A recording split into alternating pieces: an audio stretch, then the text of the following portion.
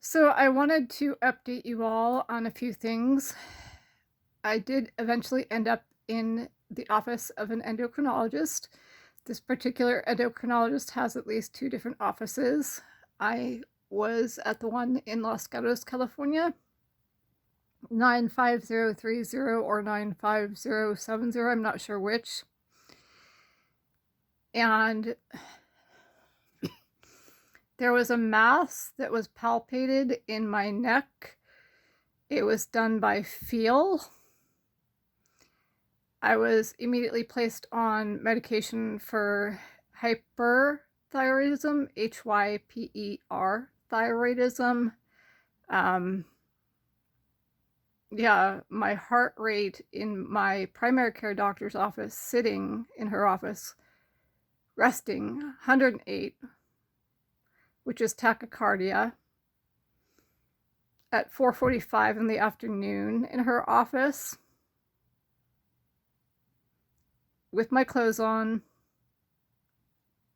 after having eaten, I weighed 110 pounds. Not good. So she put in a request for me to see the endocrinologist. That request was granted in less than 24 hours. The mass was found on November 14th. I had morning court and afternoon court. By the end of it all, my heart rate was like 135. I was told if my heart rate got above 120 to go ahead and go back to the ER. I checked my pulse on both my wrist and my neck several times to make sure that I was getting that correct. This time I had had enough of O'Connor Hospital in San Jose, California, so I went to Valley Medical Center in San Jose, California. And immediately the doctor that greeted me was suspicious and telling me, oh, there's no way you have hyperthyroidism or any kind of goiter or nodule. No way, no how. The guy graduated from Wayne State University, which is very interesting because my dad got his master's degree in electrical engineering from Wayne State University after graduating from the University of Michigan with his bachelor's.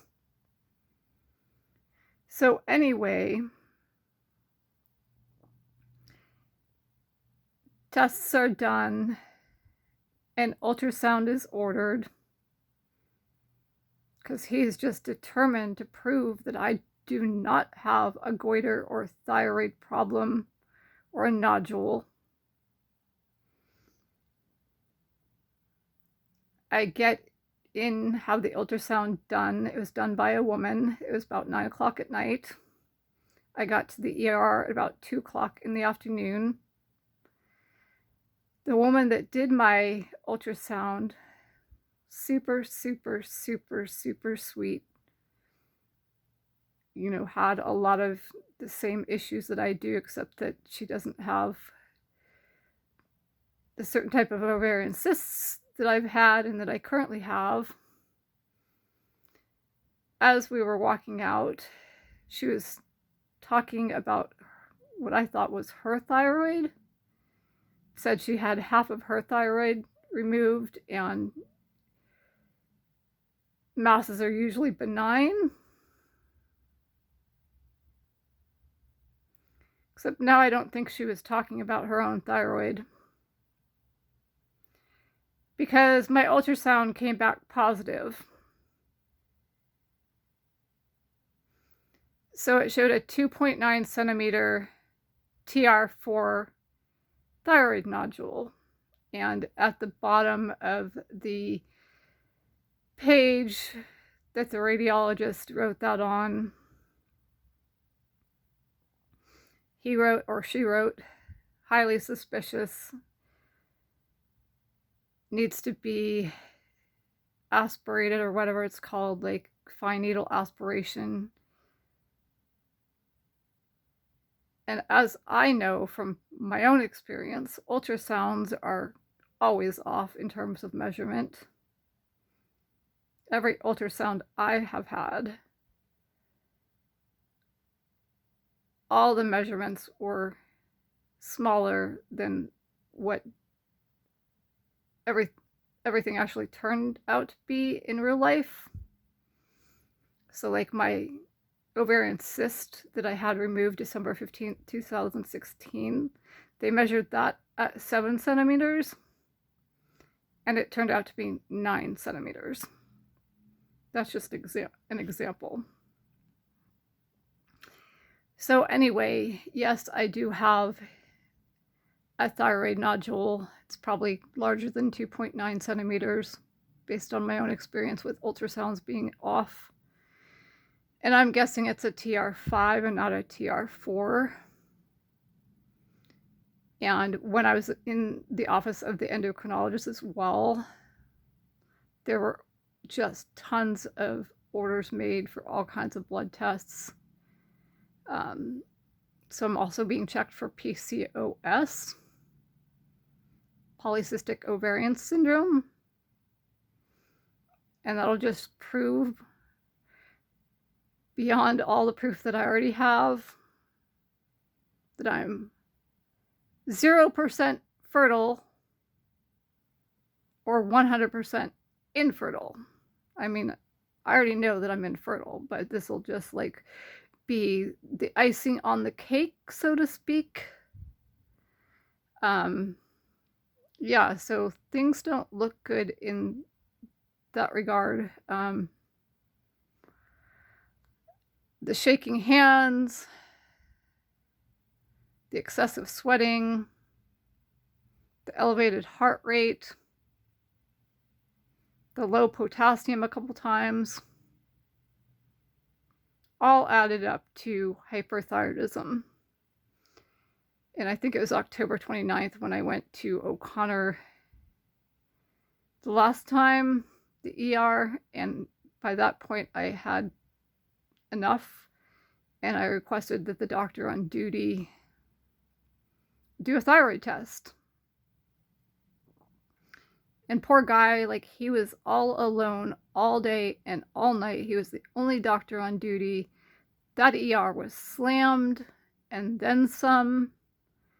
He couldn't remember anything I told him. At the end of the night, when he came out to see me, he said, with the exception of my TSH, thyroid stimulating hormone, everything else was normal, and that my thyroid stimulating hormone wasn't that bad. Well, guess what? Every single one of my tests pretty much was abnormal. My TSH was worse than he thought. And all those abnormal tests, I guess they just attribute to my psoriatic arthritis, which, I don't know, it just doesn't really make any sense to me. But hey, I didn't go to medical school. Yeah, fun times. The last trip to the ER at Valley Medical Center, I was literally there for 10 hours.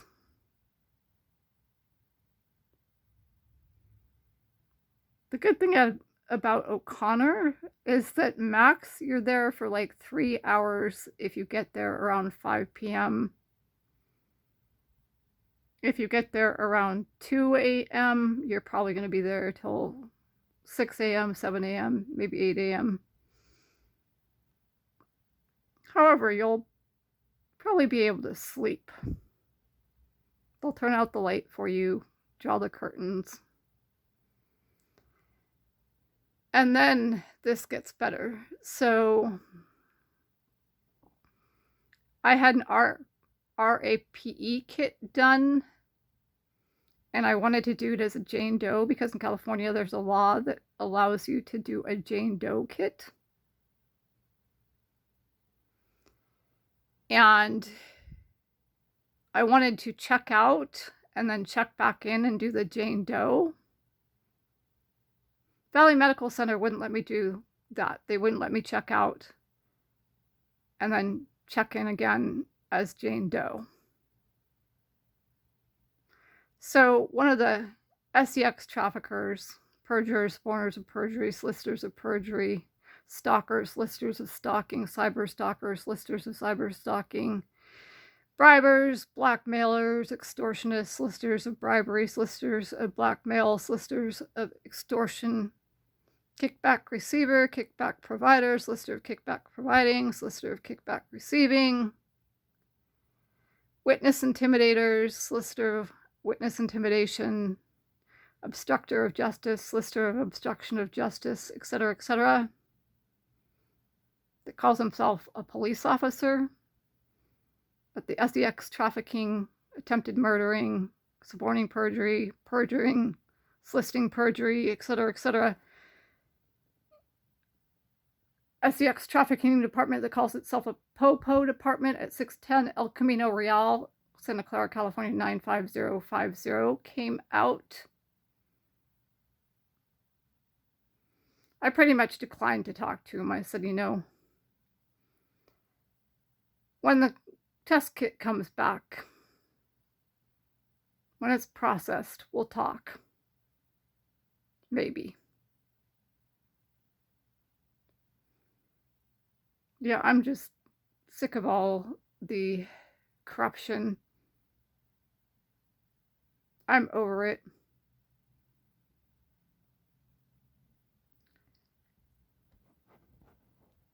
So I'm going to leave off here. So much criminal activity that goes on everywhere at all hours of the day and night. And people that are supposed to be professionals in medicine just aid and abet criminal activity, at the very least. And they did break the law in terms of not allowing me to do a Jane Doe kit.